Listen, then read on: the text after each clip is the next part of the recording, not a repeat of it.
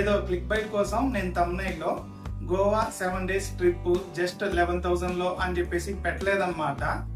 Recent గా December 12 నుంచి 18 వరకు అయితే ఒక 7 days నేను గోవా వెళ్ళొచ్చాను. నాకైనా టోటల్ బడ్జెట్ జస్ట్ ఒక 11,000, మహా అంటే ఒక 500 అలా ఇలా అయి ఉంటుంది. పూర్తి వీడియో చూడండి, మీకు క్లారిటీ వస్తుంది ఎలా నేను బడ్జెట్ లో ట్రావెల్ చేశాను. అక్కడ ఫుడ్ కానీ లోకల్ అకామిడేషన్, ట్రాన్స్పోర్టేషన్ అంతా కూడా ప్రాపర్ గా ప్లాన్ చేశానని చెప్పేసి ఎవరైతే స్టూడెంట్స్ లేదంటే బడ్జెట్ లో వెళ్ళాలనుకుంటారు కదా వాళ్ళకైతే చాలా హెల్ప్ఫుల్ అవుతుంది.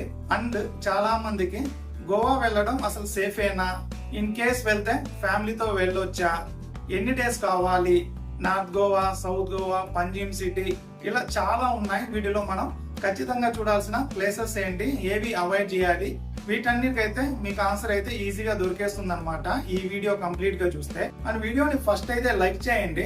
చాలా మంది మీకు టూర్ ప్యాకేజెస్ అని చెప్పేసి లేదంటే ఐటనరీ ఇవ్వడానికి కూడా మీకు డబ్బులు ఛార్జ్ చేస్తారు. నేను మీ నుంచి చిన్న లైక్ అయితే ఎక్స్పెక్ట్ చేస్తున్నాను అనమాట. ఇంత ఖర్చు పెట్టుకొని ఇంత టైం ఎడిటింగ్ పెట్టి ఇంత యూజ్ఫుల్ ఇన్ఫర్మేషన్ ఇస్తున్నప్పుడు ఒక చిన్న లైక్ అయితే మీరు ఇవ్వడం కరెక్టే అనుకుంటున్నా. లేదు మీకు ఇన్ఫర్మేషన్ నచ్చలేదు అనుకోండి, మధ్యలో డిస్లైక్ చేయవచ్చు. సో వీడియోని అయితే లైక్ చేశారు కదా, అలాగే ఛానల్ కూడా సబ్స్క్రైబ్ చేసుకోండి. ఇప్పుడు క్లియర్ గా 1 by 1 మాట్లాడుకుందాం. ఫస్ట్ క్వశ్చన్, అసలు గోవాకి వెళ్ళడం సేఫేనా? ఈ క్వశ్చన్ ఆన్సర్ చేయడానికి నేను రైట్ పర్సన్ అనమాట. ఎందుకంటే నేను ఫ్యామిలీతో 2 times వెళ్ళాను. నార్త్ గోవా ఒక 8 to 9 days and south Goa 8 to 9 days. అలాగే ఫ్రెండ్స్ తో నార్త్ గోవా మళ్ళీ ఒక 5 to 6 days వెళ్ళాను. అండ్ రీసెంట్ గా సోలోగా నార్త్ గోవా, సౌత్ గోవా రెండు కూడా ఎక్స్ప్లోర్ చేశాను. సో నేను గోవాని అన్ని విధాలుగా అన్ని ప్లేసెస్ ప్రాపర్ గా ఎక్స్ప్లోర్ చేశాను. మీరు చాలా వీడియోస్ అయితే మన ఛానల్లో చూడొచ్చు. బట్ ప్రెసెంట్ నాకు ఏమనిపించింది అంటే, ఇది ఎలా అయితే ఉందో గోవా ఇప్పుడు అలా అయితే లేదు. ఎస్పెషల్లీ నార్త్ గోవా అనమాట, అంత టూరిస్ట్ ఫ్రెండ్లీగా అనిపించలేదు నాకు. నేను ఎక్స్పెక్ట్ చేసింది ఏంటంటే, రీసెంట్ గా ఇన్ని ఇన్సిడెంట్స్ జరుగుతున్నాయి కదా, సో కాస్త ఇంకా వాళ్ళు టూరిస్ట్లను అట్రాక్ట్ చేయడానికి కాస్త ఫ్రెండ్లీగానో లేదంటే సేఫ్టీ పరంగా గానో ఎక్కువ సేఫ్టీ మెజర్మెంట్స్ చూపిస్తారేమో అనుకున్నాను నేను టూరిస్ట్ ప్లేస్లలో. అలా అయితే నాకు ఎన్విరాన్మెంట్ కనిపించలేదన్నమాట. వీళ్ళు కొంతమంది కామెంట్ చేయవచ్చు, మేము వెళ్ళొచ్చాము మాకు ఎటువంటి ప్రాబ్లం లేదని చెప్పేసి. ఇంకొంతమంది కూడా చెప్పొచ్చు, మేము వెళ్ళి మోసపోయాం అని చెప్పేసి. నా పాయింట్ ఏంటంటే సింపుల్, మనం వెకేషన్కి వెళ్ళేది ప్రశాంతంగా ఉండడానికి. అలాంటప్పుడు అక్కడ కూడా మనం లెక్కలు వేసుకుని వెళ్ళాలంటే అది కరెక్ట్ కాదు.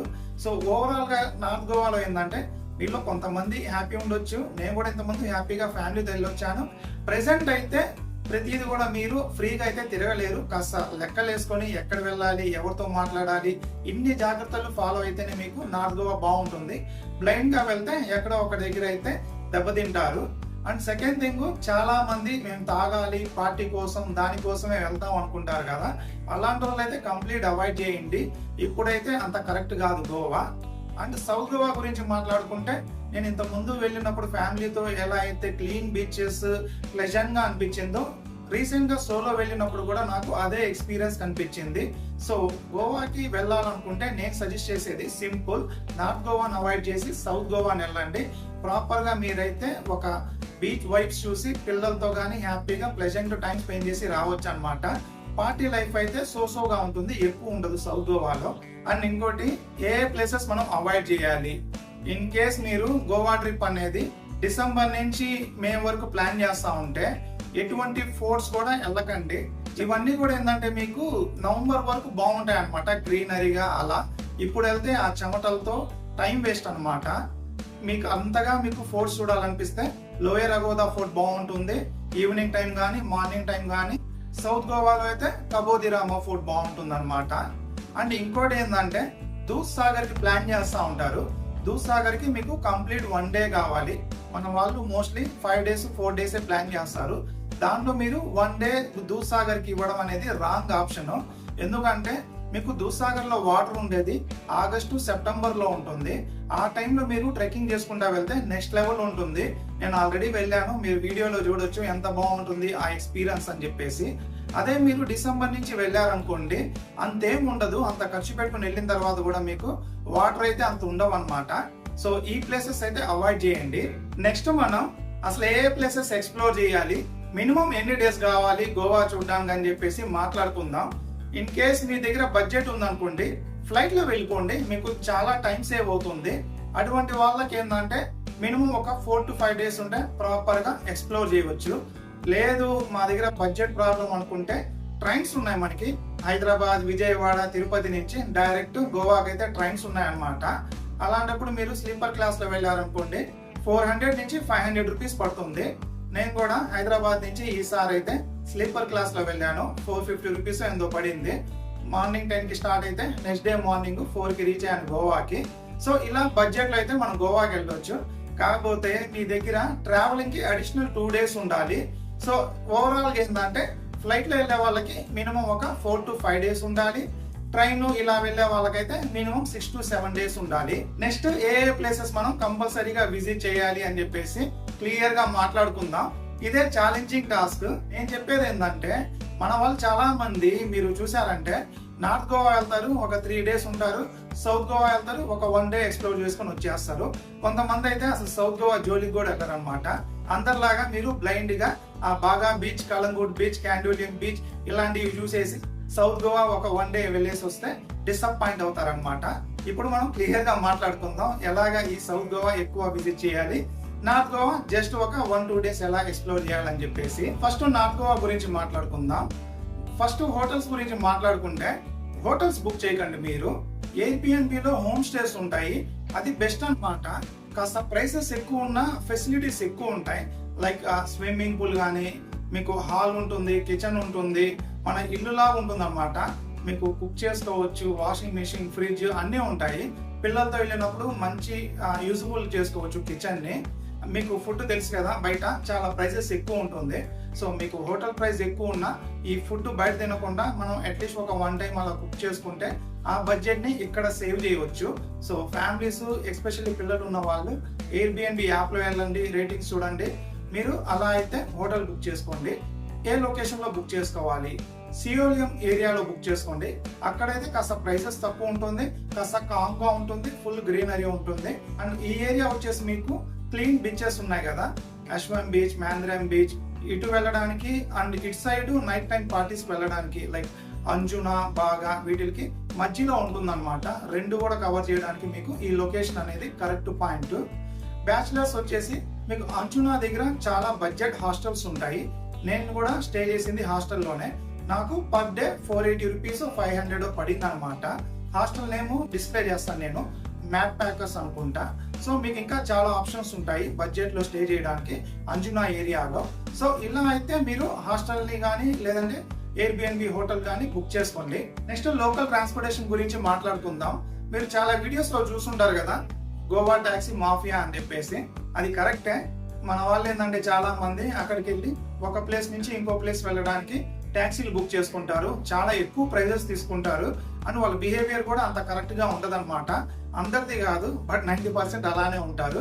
సో దీనికి సొల్యూషన్ ఏంటంటే సింపుల్, 2 వీలర్ అనేది మీకు అక్కడ చాలా తక్కువ ప్రైజెస్ లో దొరుకుతుంది. మీకు సీజన్ ని బట్టి ఈ ప్రైజెస్ మారుతా ఉంటాయి. డిసెంబర్ లో చాలా ఎక్కువ ఉంటుంది. లక్కీగా నాకు 450 రూపీస్ కే దొరికింది డిసెంబర్ సీజన్ అయినా. ఇన్ జనరల్ ఏంటంటే మీకు 400 నుంచి 700 రూపీస్ దాకా కూడా వెళ్తాయి ప్రైజెస్, సీజన్ ని బట్టి చూసుకోండి. కొంతమంది ఏంటంటే మేము ఫ్యామిలీతో వెళ్తున్నాం కదా, కార్ ఉంటే బాగుంటుంది, లేదంటే నలుగురు ఉన్నప్పుడు కార్ బెటర్ అనుకుంటారు. అది రాంగ్ అన్నమాట. ఎందుకంటే అక్కడ పార్కింగ్ ఇష్యూస్ చాలా ఉంటాయి. 2 వీలర్ అనేది బెస్ట్. మీకు నలుగురు ఉంటే ఒక 2 వీలర్స్ తీసుకోండి, 6 మంది ఉంటే 3 తీసుకోండి. లేదు మేము డ్రైవింగ్ చేయలేనప్పుడే మీరు కార్ రెంటల్ తీసుకోండి, కానీ లేకపోతే 2 వీలరే బెస్ట్ అనమాట. ఆ గోవా రోడ్స్ ని ఎంజాయ్ చేయడానికి అండ్ పార్కింగ్ ఇష్యూస్ కూడా ఉండవు. సో ఇది లోకల్ ట్రాన్స్పోర్టేషన్ గురించి. ఇప్పుడు ఈ నార్త్ గోవాలో ఏ బీచెస్ ఎక్స్ప్లోర్ చేయాలి మాట్లాడుకుందాం. మీకు ఒక డౌట్ రావచ్చు, నువ్వు వీడియో స్టార్టింగ్ లో చెప్పావు కదరా నార్త్ గోవా టూరిస్ట్ ఫ్రెండ్లీ కాదు అని చెప్పేసి, మళ్ళీ ఎందుకు అక్కడ స్టే గురించి బీచెస్ గురించి చెప్తున్నావు అని చెప్పేసి. ఇప్పుడు కూడా నేను అదే చెప్తున్నా. సౌత్ గోవా మీరు 4-5 డేస్ ప్లాన్ చేసుకుంటే అదే best. North Goa complete avoid చేయండి. కొంతమంది ఉంటారు కదా, లేదు మేము అంత దూరం వెళ్ళాం కదా, నార్త్ గోవా చాలా మంది వెళ్ళారు, మేము చూడాల్సిందే అని చెప్పేసి. సో అటువంటి వాళ్ళని మైండ్ లో పెట్టుకొని చెప్తున్నాను నేను. మీరు వెళ్ళినప్పుడు ఆ దరిద్రంలో కాస్త బెస్ట్ ఏంది మీరు చూడడానికి ప్రెసెంట్ అని చెప్పేసి వాళ్ళ కోసం చెప్తున్నా అనమాట. లేదంటే మీరు సౌత్ గోవానే ప్లాన్ చేసుకోండి. ఒక 1 మినిట్ ఆగితే మీకు క్లియర్ గా చెప్తాను సౌత్ గోవా గురించి. ఫస్ట్ నార్త్ గోవా గురించి మాట్లాడుకుందాం. సో అలా నార్త్ గోవాలో ఏంటంటే మీకు గోవా వెళ్ళామని చెప్పేసి అటెండెన్స్ వేసుకోవడానికి అందరు ఏంటంటే బాగా కలంగూడి ఈ బీచెస్ దగ్గర వెళ్ళిపోతారు. ఎంత రష్ ఉంది చూడండి. రీసెంట్ వెళ్ళినప్పుడు కూడా చాలా మంది మన ఫ్యామిలీ మెంబర్స్ అక్కడ చూశాను. పిల్లలతో వెళ్ళి అంత క్రౌడ్ లో మీరు ఏమి ఎంజాయ్ చేస్తారు? అక్కడ తాగి అక్కడే రచ్చ చేస్తూ ఉంటారు. ఇవైతే అవాయిడ్ చేయండి. మరి దానికి ఆల్టర్నేటివ్ ఏందిరా నార్త్ గోవాలో అనుకుంటే క్లీన్ బీచెస్ ఉంటాయి మీకు. Morjim beach, Ashwem beach, Mandrem beach, Arambol beach. ఈ 4 బీచెస్ కూడా ఒకటే లైన్ లో ఉంటాయి, పక్క పక్కనే. మీకు 4 చూడాలనుకుంటే 1 డే కవర్ చేయవచ్చు. లేదు మేము ప్రశాంతంగా ఫ్యామిలీతో టైం స్పెండ్ చేస్తా చూడాలి అనుకుంటే 2 బీచెస్ సెలెక్ట్ చేసుకోండి. మ్యాండేటరీగా అరంబోల్ బీచ్, మిగతా 3 బీచెస్ లో ఏదో మాంద్రామ్ బీచ్ ఆర్ అశ్వాన్ బీచ్, ఈ రెండిట్లో ఏదో ఒకటి సెలెక్ట్ చేసుకోండి. నేనైతే మాంద్రామ్ బీచ్ సెలెక్ట్ చేస్తాను అనమాట.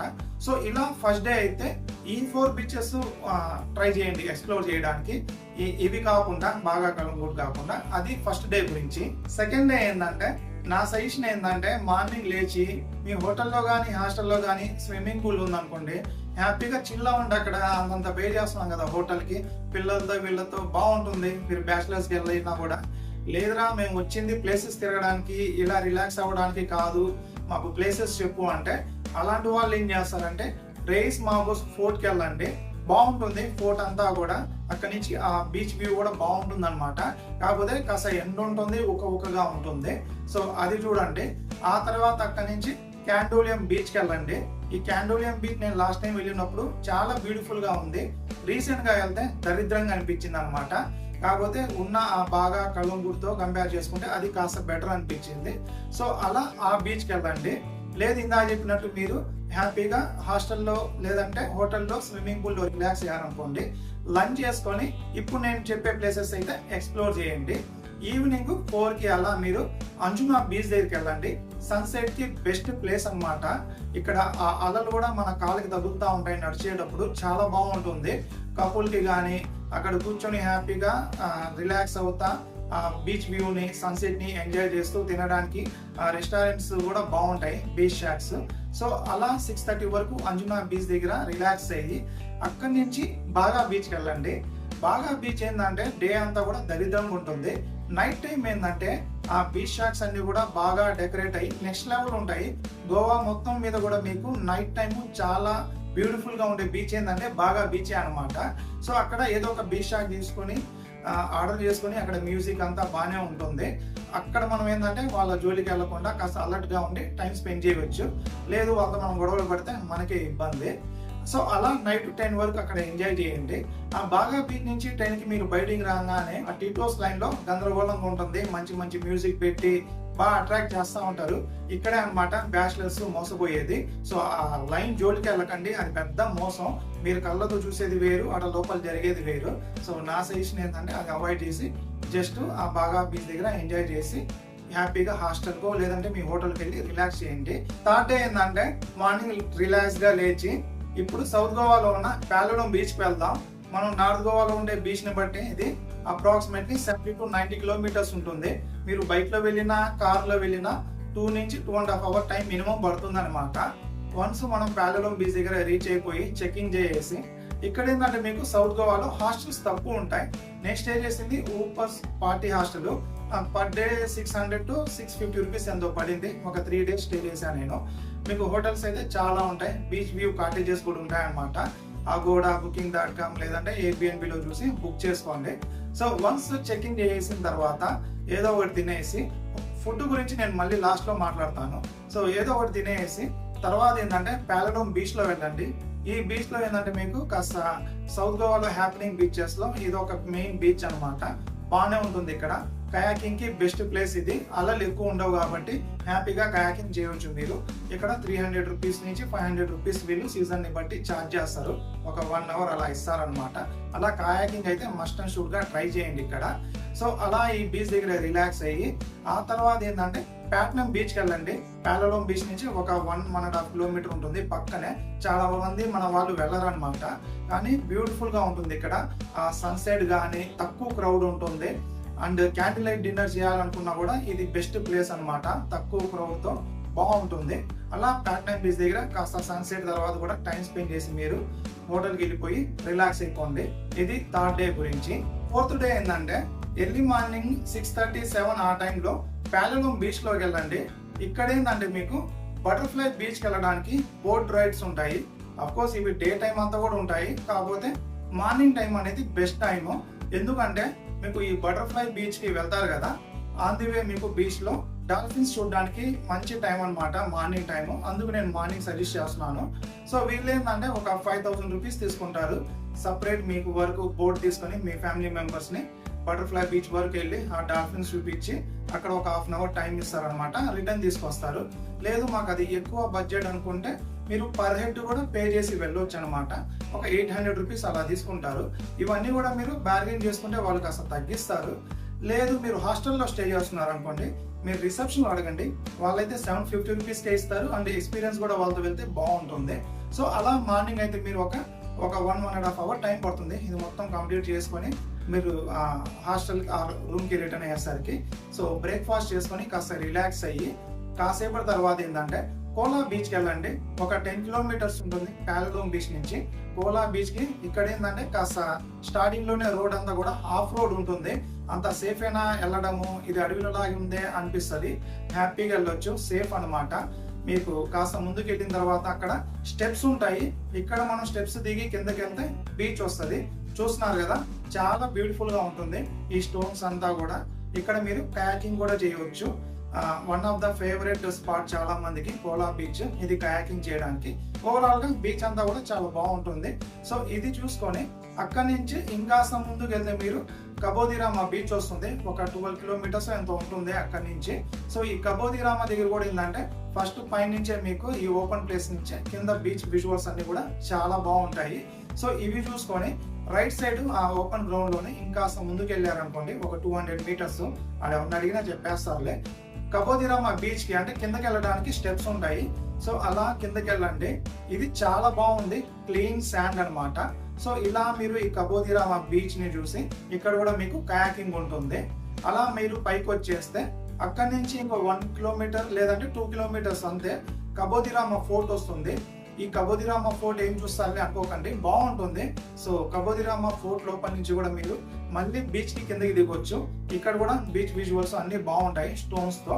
ఇక్కడ ఛాలెంజ్ ఏంటంటే ఫ్యామిలీ మెంబర్స్ కి ప్రతిసారి కిందకి దిగి పైకి ఎక్కాలంటే కష్టం కదా, పిల్లలతో ఉన్నప్పుడు ఇంకా కష్టము. సో అటువంటి వాళ్ళకి నేను సజెస్ట్ చేసేది ఏంటంటే కోలా బీచ్ పక్కన పెట్టేయండి, డైరెక్ట్ కబోదిరామా దగ్గరికి వెళ్తే బీచ్ పైన నుంచి కింద బీచ్ విజువల్స్ బాగుంటాయి. అలాగే ఆ కబోదిరామా బీచ్ బాగుంది, అండ్ కబోదిరామా ఫోర్ట్ ఉంది, 3 కవర్ చేసుకోవచ్చు. సిమిలర్ గా ఉంటుంది కాబట్టి కోలా బీచ్ పక్కన పెట్టేయండి.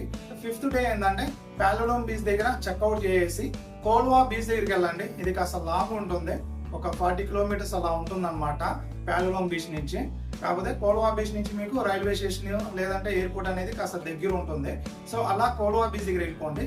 ఇక్కడ ఎందుకు వెళ్ళండి అంటున్నానంటే ఈ కోల్వా బీచ్ దగ్గర మీరు స్టే చేస్తే ఇక్కడ నుంచి మీరు వాటర్ స్పోర్ట్స్ కూడా పర్ఫామ్ చేయాలి కదా. సో అటువంటిప్పుడు ఏంటంటే మీకు ఒక 3 బీచెస్ లో ఆప్షన్ ఉందన్నమాట సౌత్ గోవాలో. Colva beach 1, 2 Benaulim beach, 3 Mobor beach అని ఉంటుంది. సో ఈ మూడిట్లో కల్లా కూడా నాకు మోపూర్ బీచ్ కరెక్ట్ అనిపించింది. నేను అక్కడ పర్ఫామ్ చేశాను. అక్కడ టైంతో సహా ఇచ్చేసి ఉండరు వాళ్ళు, ఎంత టైం మీకు ఇస్తామని చెప్పేసి. ఆ నార్త్ గోవాలో లాగా మోసాలు ఉండవు, కాస్త ప్రైస్ ఎక్కువ ఉంటుంది కానీ ఎక్స్పీరియన్స్ బాగుంటుంది. సో ఇలా మీరైతే వాటర్ స్పోర్ట్స్ ప్లాన్ చేసుకోండి మార్నింగ్. ఆ తర్వాత ఏంటంటే మీరు evening time Colva beach explore చేయండి, మంచి హ్యాపెనింగ్ బీచ్ అనమాట. అండ్ నైట్ టైం వచ్చేసి లాస్ట్ డే కదా, కాస్త బీచ్ వ్యూ చూస్తా రిలాక్స్ గా ఒక డిన్నర్ ప్లాన్ చేసుకోవాలనుకుంటే ఈ బెనోలియం బీచ్ లో వెళ్ళండి. ఇక్కడ కామ్ గా ఉంటుంది మ్యూజిక్, ఆ షాక్స్ అన్ని కూడా చాలా బాగా డెకరేట్ చేస్తుంటారు. కోల్వా బీచ్ దగ్గర కూడా మీకు నైట్ టైం హ్యాపెనింగ్ ఉంటుంది, అది కాస్త మాస్ గా అనిపించింది. బెనోలియం బీచ్ అయితే కాస్త క్లాస్ గా ఉందన్నమాట. అండ్ ఇంకోటి చెప్పడం మర్చిపోయాను, మీరు ఈ ప్యాలలోం బీచ్ లో చెక్అవుట్ చేసి వెళ్తున్నారు కదా కోల్వా బీచ్ లో స్టే చేయడానికి. సో ఆన్ ది వే ఏంటంటే మీరు కాపులం బీచ్ అని కూడా ఉంటుంది. చాలా మంది బ్యాచిలర్స్ కూడా ఇది ఒక మంచి డ్రీమ్ బీచ్ అన్నమాట. సేమ్ ఈ బీచ్ కూడా ఏంటంటే మీరు కిందకి దిగాలి స్టెప్స్. సన్ సెట్ టైంకి వెళ్ళాను నేను, బాగుండింది. సో మీరు చూడాలనుకుంటే ఆ బీచ్ కూడా చూడండి, ఆన్ ది వే వెళ్తా దారిలోనే ఉంటుంది అది. లేదు ఆల్రెడీ మనం కోలా బీచ్, కబోదిరామా బీచ్ ముందు రోజు చూసాం కదా అంటే అవాయిడ్ చేయండి. సో ఇలా ఈ కాపులం బీచ్ ని కూడా అయితే మీరు ఎక్స్ప్లోర్ చేయొచ్చు on the way Colva beach కి వెళ్ళేటప్పుడు. సో నెక్స్ట్ డే ఏంటంటే మీరు ట్రైన్, బస్సు, ఫ్లైట్ తీసుకొని మీ హోమ్ టౌన్ కి అయితే రిటర్న్ అయిపోండి. సో ఓవరాల్ గా నేను ఏంటంటే జర్నీ టైం పక్కన పెట్టేస్తే ఒక 2 డేస్ మీకు నార్త్ గోవా, ఒక 3 డేస్ సౌత్ గోవా చెప్పాను. మాకు 5 days లేదురా 4 days ఉందంటే 2 days north Goa 2 days south Goa పెట్టుకోండి. థర్డ్ డే ప్లాన్ ఉంది కదా సౌత్ గోవాది, కోల్వా బీచ్ దగ్గర స్టే చేసి వాటర్ స్పోర్ట్స్, ఆ డేనైతే పక్కన పెట్టేయండి మీరు. లేదు కొంతమంది స్టార్టింగ్ లో చెప్పాను కదా కంప్లీట్ మీరు సౌత్ గోవాని ఎక్స్ప్లోర్ చేయండి అని చెప్పేసి, అటువంటి వాళ్ళు ఒక 3 days ఎలాగో ఇందా చెప్పిన ప్లాన్ ఫాలో అవుతారు. అంటే అడిషనల్ గా ఇంకో 1 day కూడా ఉందనుకో మీకు, మీరేంటంటే బీచ్ వ్యూ కాటేజ్ తీసుకొని పిల్లలతో ఎక్కడ వెళ్లకుండా రిలాక్స్ చేయండి. చాలా బాగుంటుంది ఆ ఎక్స్పీరియన్స్. నేను అలాగే అగోండా బీచ్ లో స్టే చేశాను అనమాట. సో మీకేంటంటే అటువంటి వాళ్ళకి బీచ్ వ్యూ కాటేజ్ చూస్తూ బీచ్ ని చూస్తూ ఒక డే అంతా టైం స్పెండ్ చేయాలనుకుంటే అగోండా బీచ్ లేదంటే ప్యాట్నమ్ బీచ్, ఈ రెండు అనేది బెస్ట్ చాయిస్ మీకు. అక్కడ బీచ్ వ్యూ కాటేజ్ తీసుకొని స్పెండ్ చేయవచ్చు. ఇలా మీరైతే కంప్లీట్ సౌత్ గోవాని ప్లాన్ చేసుకోవచ్చు, నార్త్ గోవాని అవాయిడ్ చేసి. ఇది ఓవరాల్ గా నేను సౌత్ గోవాకి మీకు మీ టైంని బట్టి సజెస్ట్ చేసిన ప్లేసెస్. అండ్ ఫుడ్ గురించి చెప్తా అన్నా కదా, నాకు సౌత్ గోవాలో ఏంటంటే ప్యాలడోమ్ బీచ్కి వెళ్ళే మెయిన్ రోడ్ ఉంటుంది కదా, అక్కడ స్టార్టింగ్ లోనే ఒక హోటల్ కనిపించింది. డిస్ప్లే చేస్తా చూడండి నేమ్, మీరు గూగుల్లో సెర్చ్ చేసినా కూడా దొరికేస్తుంది. కర్ణాటక వాళ్ళది, చాలా బాగుంది ఇది. ఇక్కడ నాన్ వెజ్ ఉండదు, ఎగ్ ఉంటుంది. నేను అక్కడ fried rice, breakfast, tea 15 rupees, puri 60 rupees, egg fried rice చాలా బాగుంది, స్పైసీగా మన తెలుగు వాళ్ళ టేస్ట్ అనమాట, 120 రూపీస్. నాకు చాలా సేవ్ అయింది అమౌంట్. సో నాకు ఇది దొరికింది. ఇలాంటివి మీకు చాలా ఉంటాయి అనమాట. మీరు వెళ్ళి బీచెస్ దగ్గర లేదంటే ఫ్యాన్సీ రెస్టారెంట్స్ లో ఇలా తినకంటే ఇది నేను మీకు సజెస్ట్ చేసేది. ఈ రెస్టారెంట్ నేమ్ అయితే నేను డిస్ప్లే చేస్తాను, మీరు గూగుల్లో సెర్చ్ చేసుకుని సౌత్ గోవాలో అయితే ఇక్కడ ప్లాన్ చేసుకోండి. నార్త్ గోవాలో కూడా మీకు బీచెస్ దగ్గర కాకుండా మీకు ఒక బీచ్ నుంచి ఇంకో బీచ్కి వెళ్ళేటప్పుడు ఆన్ ది వే ఉంటాయి కదా చిన్న చిన్నవి, వాళ్ళ దగ్గరికి వెళ్ళండి. నేను నార్త్ గోవాలో కూడా బాగా బీచ్ దగ్గర రాయల్ ఎన్ఫీల్డ్ కెఫే దగ్గర ఒకటి వెళ్ళాను, local restaurant, local Goa thali తినడానికి. 120 150 ఎంతో తీసుకున్నారు. బాగుండింది. నేను బాగుండదేమోలే, లోకల్ ఫుడ్ మనం పేరుకి తింటాం కానీ టేస్ట్ అంత ఉండదు కదా అనుకున్నా, కానీ చాలా బాగుండింది. సో అదనమాట ఫుడ్ గురించి. అంతా సరేరా, నువ్వు తమిళలో పెట్టావు కదా 11,000, ఎలా నీకు మాకు అంత తక్కువ డబ్బుల్లో అవ్వదే అని చెప్పేసి మీకు డౌట్ ఉంటుంది కదా. ఇక్కడ నేను ట్రైన్లో వెళ్ళా అన్నా కదా, స్లీపర్ క్లాస్లో వెళ్ళాను. హైదరాబాద్ నుంచి మీరు చెక్ చేయవచ్చు, నాకు తెలిసి 450 నుంచి ఎంతో పడి ఉంటుంది మీకు. నేను డిస్ప్లే చేస్తున్నాను చూడండి ప్రైస్, నేను బుక్ చేసుకుంది. సో అప్ అండ్ డౌన్ కలుపుకుంటే నాకు 1,000 కూడా పడలేదు అనమాట. So train tickets 1,000. ఇంకా స్టే గురించి మాట్లాడుకుంటే నాకు నార్త్ గోవాలో 2 daysకి 1,000 రూపీస్ పడింది, డిస్ప్లే చేస్తా చూడండి. అలాగే సౌత్ గోవాలో 2,000 సంథింగ్ పడింది, సో 3,000 రూపీస్ పడింది. అండ్ బైక్ రెంటల్ నాకు ఒక 5 daysకి 2,300 తీసుకున్నాడు.